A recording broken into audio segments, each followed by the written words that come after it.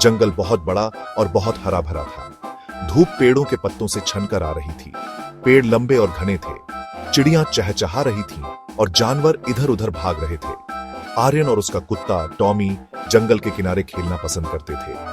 आर्यन लकड़ी फेंकता और टॉमी उसे लाता। वे सबसे अच्छे दोस्त थे। टॉमी आर्यन के पीछे हर जगह जाता था। आर्यन टॉमी को अपने सारे राज बताता था। एक दिन आर्यन और टॉमी आम दिनों से ज्यादा दूर निकल गए। आर्यन एक सुंदर तितली के पीछे भाग रहा था। उसे पता ही नहीं चला कि वो कितनी दूर आ गया। टॉमी भी तितली के पीछे भौंकते हुए आर्यन के साथ भाग रहा था। अचानक आर्यन को एहसास हुआ कि उसे ये जगह पहचानी नहीं लग रही। उसने अपने जाने पहचाने रास्ते को ढूंढा। वो रास्ता कहीं नहीं था। आर्यन रास्ता भूल गया। आर्यन का दिल तेजी से धड़कने लगा। जंगल अब डरावना लग रहा था। पेड़ उस पर झुकते हुए लग रहे थे। जंगल की आवाजें उसे डरा रही थीं। हम रास्ता भूल गए टॉमी, वो कांपती आवाज में बोला। टॉमी धीरे से विलाप करता हुआ आर्यन का हाथ चाट रहा था। वो अपनी पूंछ हिला रहा था, अपने दोस्त को खुश करने की कोशिश कर रहा था।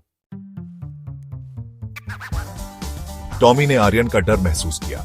वह आर्यन के करीब आ गया, उसके आंसू चाट रहा था। आर्यन ने टॉमी को कसकर गले लगा लिया।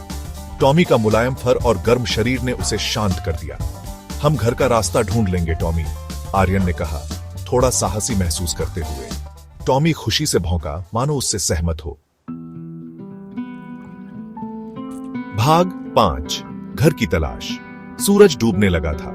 जंगल और अंधेरा होता जा रहा था। आर्यन जानता था कि उन्हें रात के लिए किसी जगह की जरूरत है। वे घंटों चलते रहे। टॉमी जमीन को सूंघता हुआ रास्ता दिखा रहा था। आखिरकार टॉमी कुछ झाड़ियों के पीछे छिपी एक छोटी सी गुफा के पास रुक गया।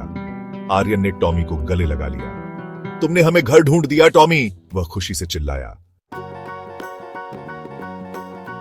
भाग 6, दोस्ती का पुल। गुफा छोटी और सूखी थी।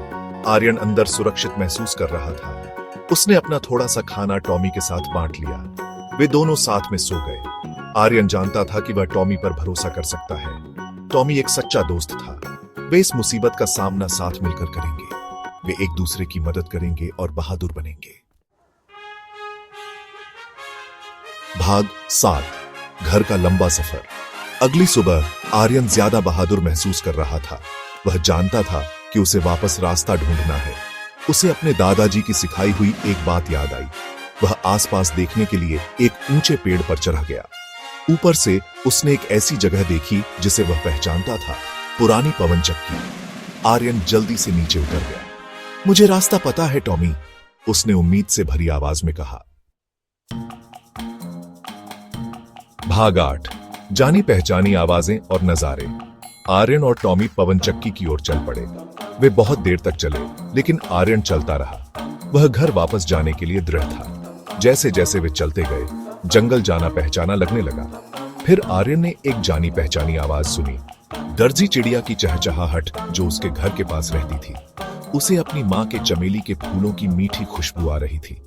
वह लगभग घर पहुंच गया था। भाग 9, घर वापसी। आर्यन जानी पहचानी खुशबू और आवाजों की ओर भागा। वह पेड़ों से बाहर निकला और अपना घर देखा। उसकी मां बाहर खड़ी थी। उसका चेहरा चिंता से भरा हुआ था।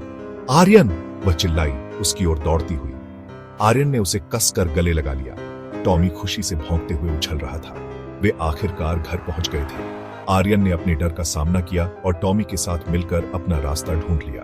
उसने सीखा कि साहस और दोस्ती किसी भी मुश्किल को पार करने में मदद कर सकते हैं।